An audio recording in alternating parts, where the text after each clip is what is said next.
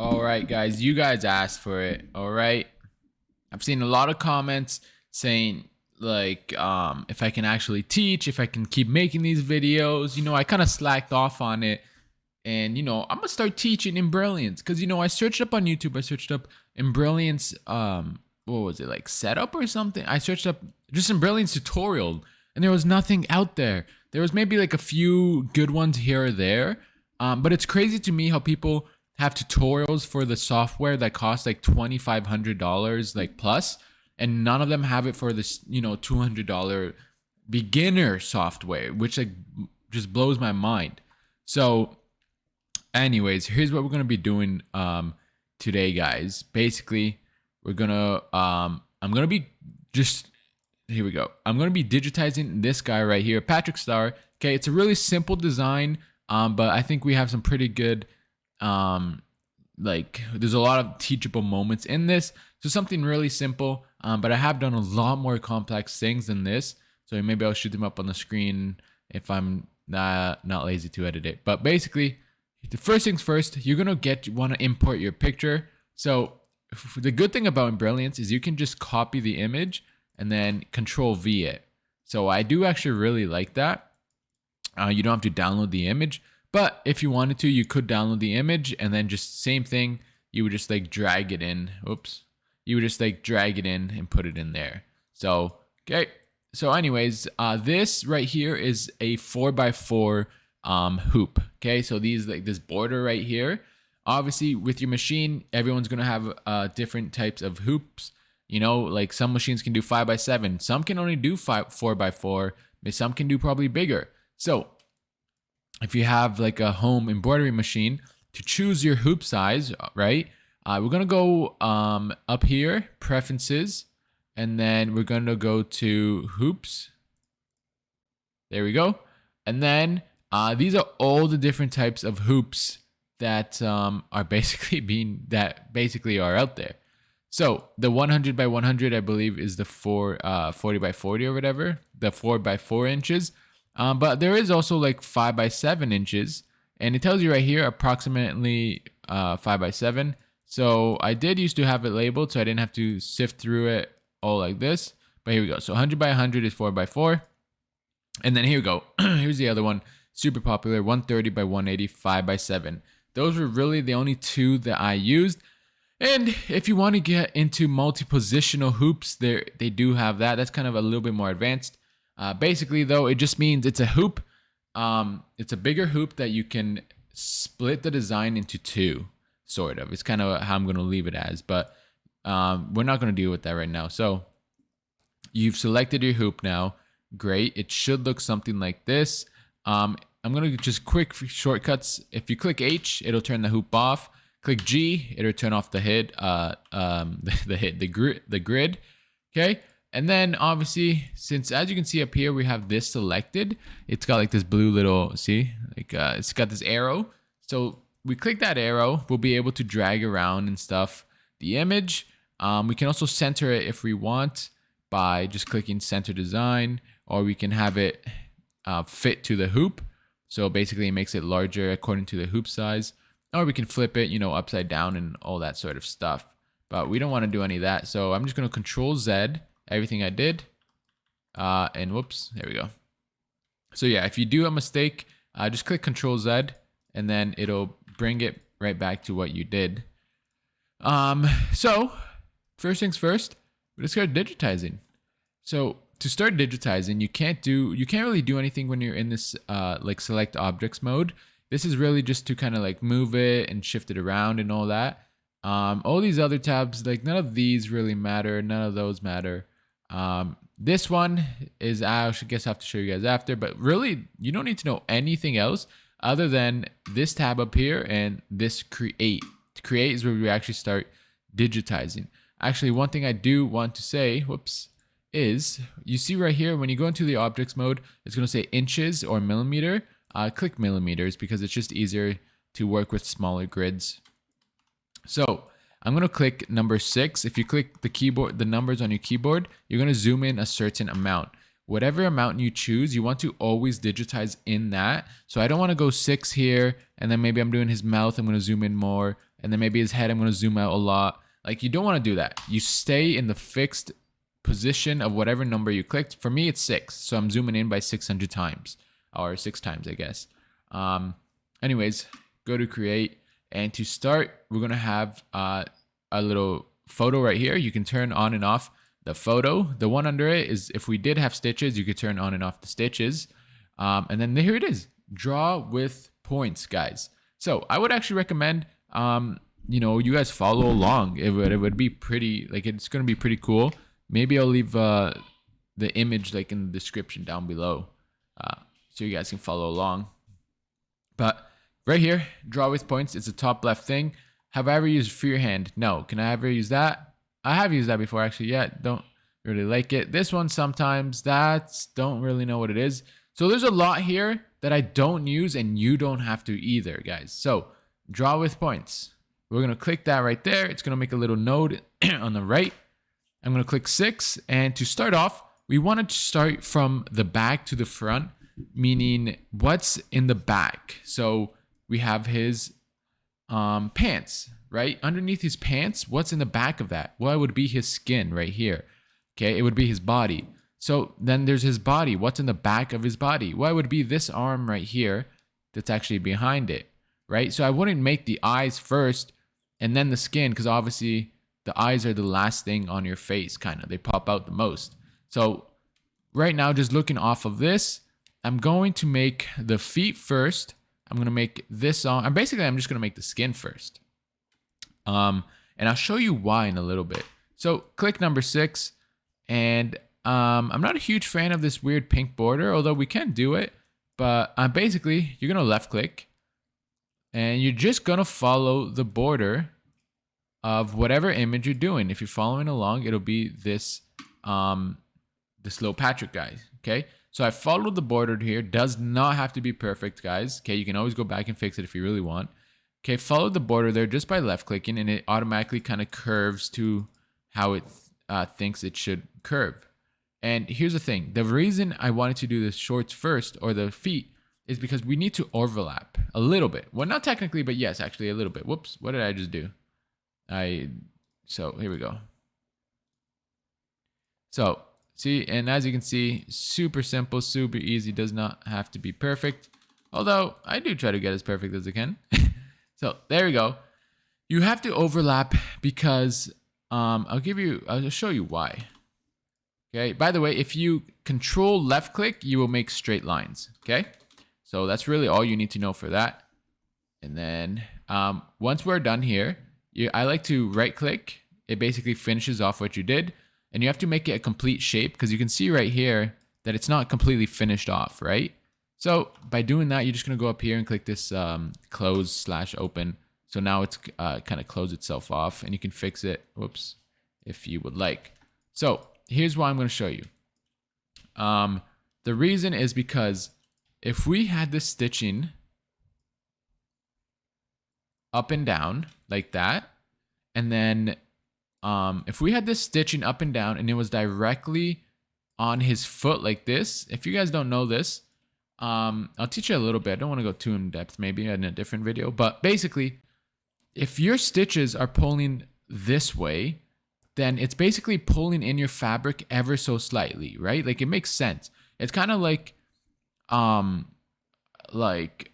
don't know. It's hard to explain, but basically, imagine your stitches are going down, up, down, up. It's pulling in your fabric just a little bit, right? Like, it makes sense. There's a lot of tension going on there. So what you want to do to accommodate for that, okay, I'm just left clicking here, is you bring it up a little bit, okay, so that when the stitches do pull themselves in, it's actually going to kind of pull itself into the place it needs to go, right? So does that make sense? Like that, this is really simple. There's a lot better videos out there if you guys need to do all that. But so yeah. So for now, we're going to just leave it up like that. And technically, actually, the reason I didn't want to do this is because I'm not going to be stitching up and down like that. So another little lesson. We're going from left to right then, okay? Same thing with left to right, okay? Imagine you squeezed in a toothpaste, right? Imagine this was a toothpaste, you squeezed it in. The sides are gonna get pushed in, right? And then obviously you're squeezing the toothpaste out. So this top is actually gonna push out. Now this is a super exaggeration, but this is exactly what's gonna happen. And you may be like, that doesn't matter too much. I can promise you this will make or break a design for you to when you have to compensate for this stuff, okay? So I actually want to digitize it left to right. This arrow, by the way, determines which way you want the stitches to go. So left to right. So knowing that, I know that I'm just going to left click here. I know that the left and right side are going to pop off a little bit and go to the outer edges. And I know that these are going to, the top and bottom are going to kind of push out. So I'll have to accommodate for that. I don't care if that pushes out this one really here. But there we go. So we got his foot. And one thing that kind of helped me, like a comment that really helped me was, if you're digitizing, when you're digitizing, if it looks good on the software, you probably mess something up. Because it means you're not compensating for things. And I'll show you kind of what I mean in a second. It should look ugly. Like this doesn't look right. You're like, what the hell? Like that's not how his foot looks. It's not pointy. But we're accommodating for what's going to happen when we embroider it. Okay, so anyways, you guys now know how to make an object. You know how to change the direction of the stitches. And now this green and arrow will tell you where the stitch is going to start, green, or end with the red. Okay, so you basically know the basics now. Okay, so anyways, we're going to click this up here again. And same thing, we're just going to outline his foot. Like that. I keep clicking something on my keyboard by accident. That's like making me mess up. But same thing. Okay, just gonna go there. I'm gonna right click, close it off, and then click fill. So this button up here, by the way, this is all the stitch kinds you have. Once again, I don't use any of these 6. I only use these 4, or I guess 5. Okay, so there we go. Same thing. I'm going to have it going left to right. Push it in just a tad bit. Okay, because we know what's going to happen. And then if we really want, go like this. Sometimes, yeah, there we go. So that looks good. Now, as you can see, I click spacebar to look around, by the way. So as you can see, we have this red line going from here. Basically what that means is from the end of this stitch, which we made first, to that one, right? The beginning of that one, it's going to need to make a jump. And we don't want that. It basically means the machine's going to cut the thread and then come over here and begin the new thread. We don't want that. It takes time. You're going to have to cut the thread every single time it does that. It looks going to look horrible. It's bad. We don't want that. To do that, to kind of accommodate for this, we're going to click on this one, click here, and we're going to make a zigzag line. There we go. Going from the beginning to from the end to the beginning of this foot. Okay. We're going to go to the top. This is a run. We're going to click run. That basically just means it's just a line. It's just like one thread basically, right? That's all. It's just trying to go from here to there. Right now, if we click spacebar or even J equals jumps as a shortcut, we don't have that line anymore. Basically, when the machine finishes this foot, it's going to go and do this line. So it starts here, finishes right here, immediately goes to this line and begins this foot. Okay, perfect. Now, we know that the pants is going to go over this, so that's not a problem. We won't be able to see it. But if the pants was underneath this red stitch, then obviously we wouldn't be able to do this. We just need to jump or find some other way. But yeah, so there we go. I know we're moving really slow, but I'm teaching you guys the basics right now. So that's why. So anyways, there we go. We have the feet and everything's looking a-okay. Now, same thing. Let's go up here. Okay, I like to zigzag. And then which one should I do first? I'm going to do the arm because this one, I just like to do it. Click run up here again, because obviously you can tell that this arm is behind his body. So I like to do the things behind, like I said. So same thing. I'm going to go in here and just sort of overlap. This big pink border is actually a good like thing for me to know how far to overlap.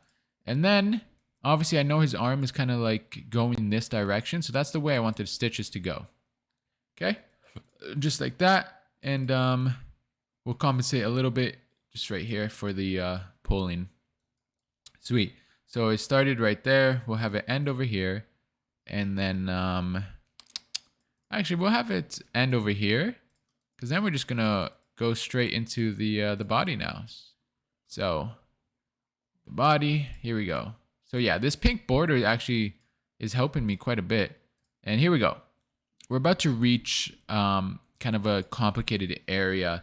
There's a few ways you can tackle this. How would I tackle this? Probably like that. Yeah. Okay. So the way I like to tackle faces usually, or just anything that's overlapping, is I'll go stop halfway, right? So half of his body is kind of around his mouth. So stop halfway. I'm going to make a straight line going right here. Okay. And then straight line going right there. I'm going to follow his mouth edges. Same thing. Stop right here. And then I guess I could just do the arm like right now, because it doesn't matter. But I would kind of, yeah, we could do it right now, I guess. So I guess straight line right here. And then we're just going to also may as well do his arm while we're here. So there we go. And then a little bit of compensation. There we go. So fill it in. So this is how I like to tackle sort of faces, right? So let's just pretend he's going left to right, his stitches, okay? So then we know that we need to compensate for the stitches going left to right. So this area needs to be brought out, right? Just a tad. Like that. I know that this is going to get pushed up a little bit. Same thing with here. I need to compensate more. It won't matter too much, honestly. But get rid of that. It's kind of bugging out. And maybe get rid of that one too. So there we go. We've compensated. And the way I like to do this, so let's say I start there. I like to stop right on the line that I made. So let's make it right here, that line. And then I just make another one, just like this. So same thing, I'm outlining the face, obviously. And then I just like to do like this.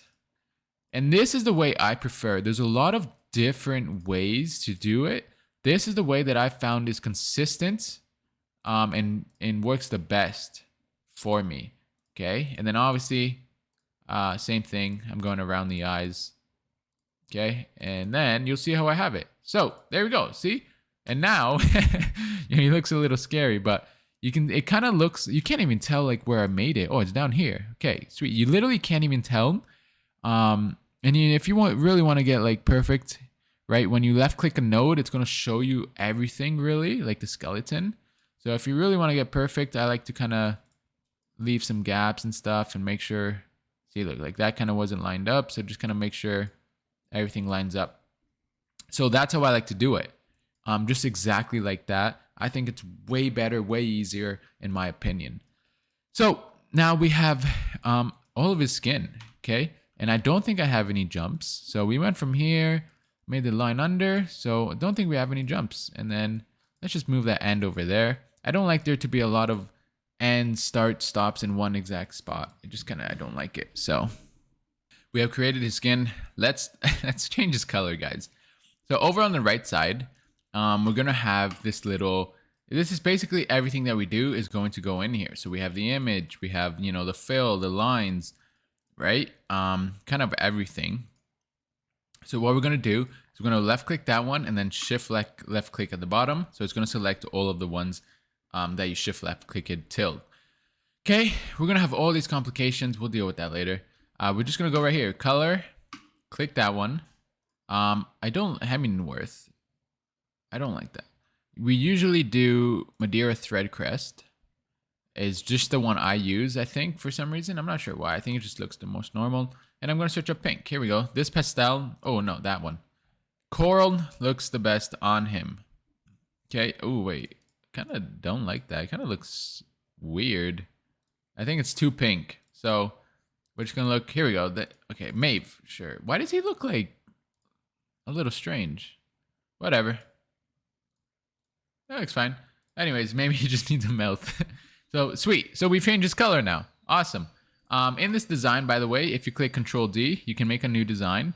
So and we can actually double click this, and we'll just name it Skin. All right, Skin. Sweet. And now we'll deal with something else, I guess. Like, what are we gonna do next? I'm not sure. Probably his pants. So we can do name this one. Oh my God, dude. Pants. Okay. So before I start making anything, I got to select the design I'm going to work in, or else it's just going to go to the very top one, which is skin. So I'm just going to click pants. I'm going to collapse this one so it's not in my way. So click pants, and let's start the pants. Go up here like we've done before, and we trace out his little pantaloons here. And then it's a little hard to see because like there's like a black background. Because I think it was a transparent image, and I'm not sure if transparent images work on Embrilliance. Sometimes they do, sometimes they don't. I don't really know, but if you had like Photoshop or just a little something to get rid of the background, it would make this a little bit easier. But whatever.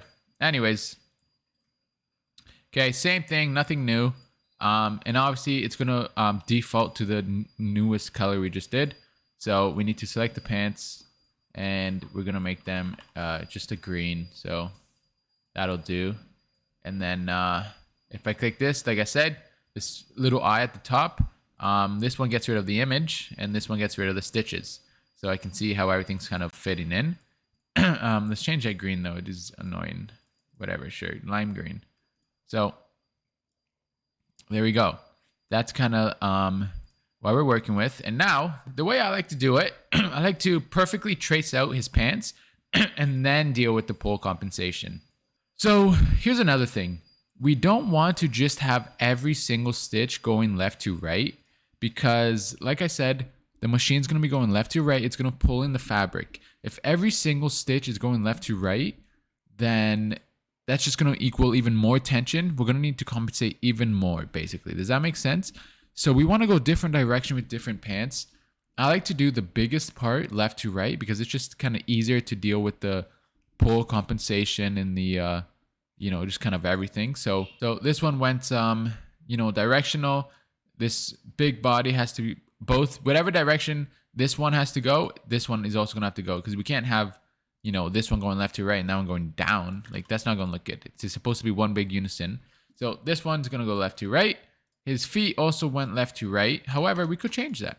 We could just kind of change the angle of it a little bit, right? Try to deal with less left to right. And then his pants, I'm going to have, if these are going that way, and this arm was also going this way, well, then I'm going to make the pants going this way. Okay? And you may think like, oh, I don't really like that. Trust me, you really won't notice it. So now that I determined the direction of my stitches that are going to be going left to right, I know that this is the way my pull compensation is going to be happening from left to right. So now I need to compensate for anything. So like such as all this I should just kind of push up a little bit. And what else?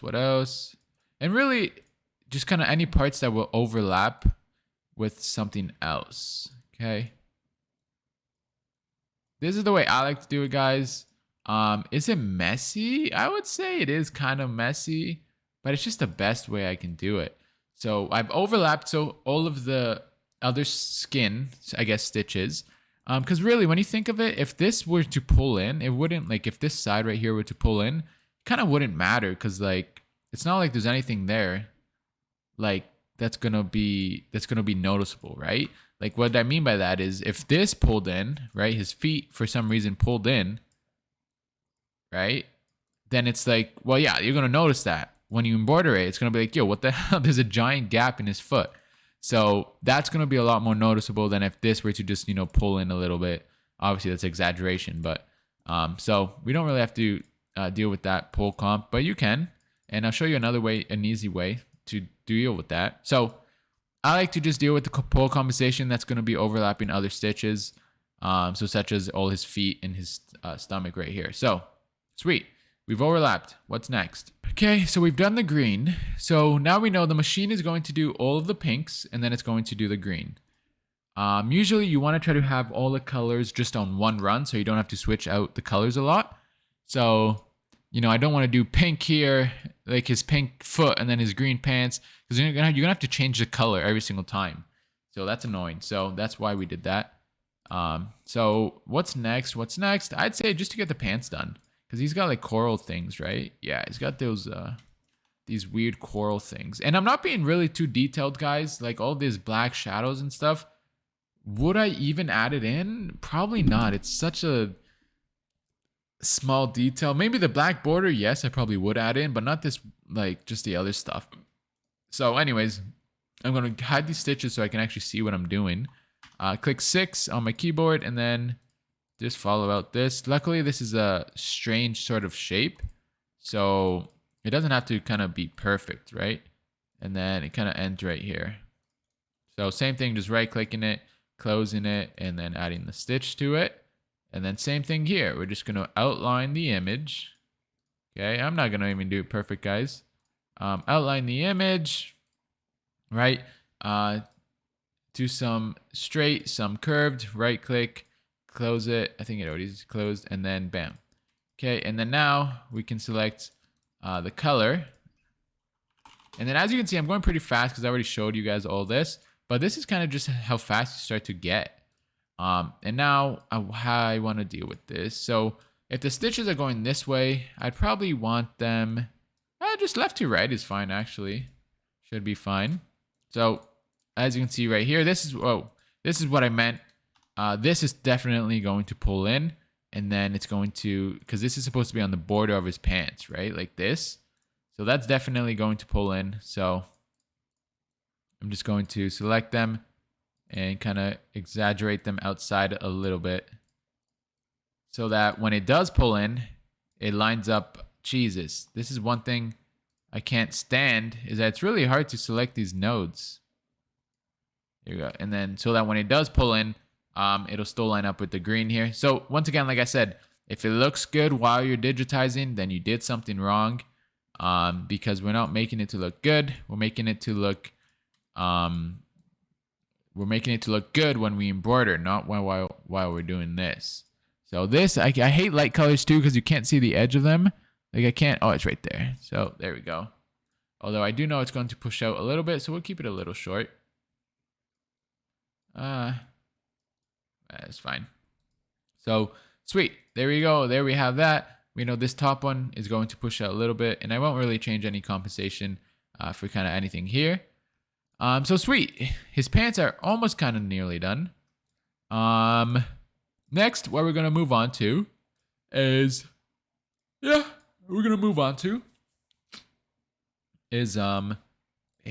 else does he have? What else?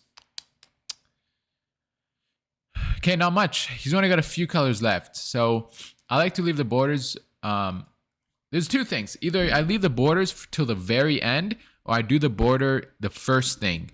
I kind of forgot to do the border in the beginning, I'm not going to lie. So I guess I'm going to have to do it at the very end. So anyways, so the way I see it, we have one color here, white. We have black, obviously. So all of this, black. And then we have a few colors here. So maybe like, maybe 3 or 2. So next is his mouth. So let's get working on his mouth. Yeah.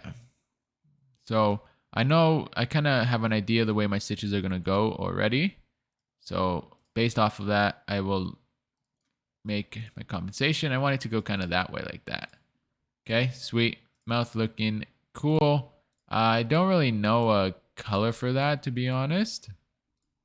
The color, by the way, on this software doesn't matter because It's just to give you an idea of how it's going to look, because obviously the color is going to matter on what color you actually put into the machine. So I do actually kind of like that. That's pretty spot on. So there we go. There's that. And then I guess we can go over here, Control D, and move that design down. We'll just name this one like mouth. It's good to stay organized, so whatever. Just name it mouth. So there's that, gone left to right. I'll do the pull compensation, I guess, a little bit here, and then oh my god, dude, what is happening? Jesus, I'm moving manually, and then a little bit of pull comp there. Might be a lot, actually, like a lot. Way too much. Because the bigger the design, I guess, the more pull comp you're gonna have. So obviously this big body of his, there's gonna be a lot more pull compensation than just like his eyes right here, right? Still, nonetheless, you want to deal with that. So there is that, and then we could do the border, but I don't really care to. So I'm just gonna do his mouth. Fill that in, and then where'd it go? See, click fill, and then we're gonna need let's just choose red, just because whatever. So sweet, that actually looks not too shabby. So here's what we're working with so far. So obviously we know everything's starting to kind of come along, and then the way I want his tongue, we'll just make it that way. Or actually, what's like the anatomy? Technically it should be the other way. So just the way the tongue is kind of facing. So it technically should be that way, right? So yeah, small little details like this, by the way, can actually like make or break your design. So sweet, like that. And then we're gonna start doing his eyes. So here we go. And I noticed that usually as I get towards the end of an like a design, I start to get really fast, really antsy. Try to hold back on that if you can, because it'll just slow you down in the long run. So just try to stay cool, calm, and collected. Okay, and then search up white right here. Yeah, that works fine. And there we go, guys. We have completed Patrick's body. So we started off with the skin. Okay, and obviously we did some runs so that it could just go from one color straight to the next, as we can see right here. Then we did the green pants. Okay. So it's going this way. It's gonna start and stop up there, which is fine. You can even make it stop right here if you want, so that it jumps right into the next color. You don't have to though. Whatever. So let's just put that back. And then it starts with this purple right here. So start, stop, and this purple will need a jump. There's really no way around it. So it's gonna need to jump over here. So let's just try to give it a good place. There we go. Give it that. So if we click J, it's going to have to jump from there to over there. So we're just going to have to cut that when we embroider it, but that's okay. Yeah, because there's nowhere like for us to go, because obviously if we were to do like a line right here, then you'll be able to see it because, the pants are already put on. So that's fine though. It's whatever. And then we jumped over here. Okay, and then we jumped up here to the mouth. I like to start and stop at opposite ends, just because I'm not sure. I just like to. So start there, and then we did the mouth, and then now we have the eyeballs going left to right. Yeah, I like that. So, a few little tips. Dang, we're already like 30 minutes in. Okay, so a few little tips now. Probably gonna make this into part 2 actually. Because now that we've basically finished him, you've seen how we digitize. Now the next episodes is going to get a little bit more complicated. Kind of the little behind the scenes stuff. So yeah, I guess I'll see you guys in the next episode, which is in 2 seconds for me.